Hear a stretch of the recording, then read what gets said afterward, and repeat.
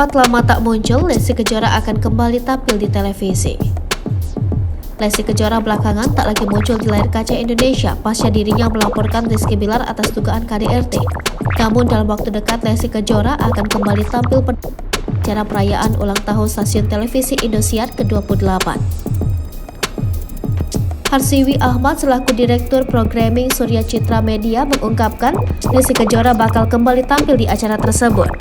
Harsiwi memahami bahwa apa yang terjadi pada Lesti adalah bagian dari fase kehidupan. Ia pun tak memiliki alasan untuk menolak Lesti kembali tampil di acaranya. Baginya, sebagai pihak yang menjadi saksi perkembangan karir Lesti, ia dan tim harus selalu ada ketika pedangdut asal Cianjur itu kesusahan. Terkait Lesti dalam waktu belakangan ini tak tampil di acara televisi, diakui Harsiwi sebagai keputusan Lesti yang harus ia hormati.